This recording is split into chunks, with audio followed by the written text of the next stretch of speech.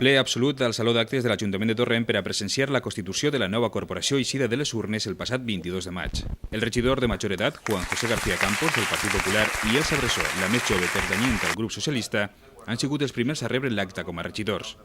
A continuació han promès i jurat el càrrec els 23 restants, per a molts un moment carregat d'emoció.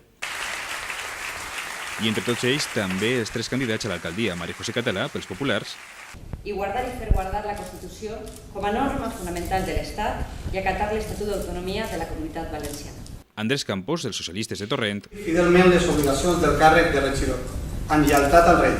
I Vicent Beguer, de la coalició Compromís. També jure impulsar l'ensenyament en valencià plurilingüe i de qualitat com a aposta de futur per a la nostra societat. I arribats a este punt, ha sigut el moment de les votacions. María José Català Verdet. Andrés Campos Casal. Santo Beguer Miquel.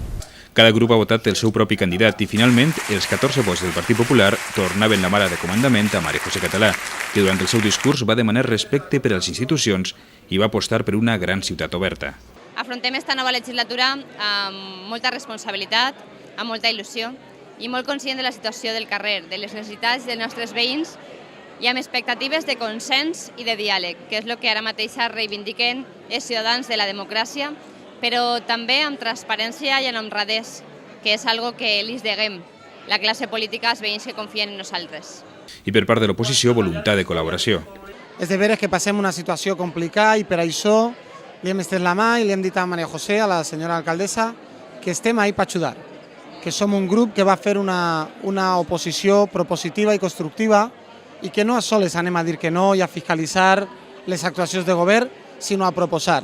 Sobretot, dur un control molt ferro i molt exhaustiu a l'equip de govern per a que complisca les seves promeses i, sobretot, intentar fer un gran pacte per a veure si podem eixir de la gran crisi que estem almenys a nivell de Torrent.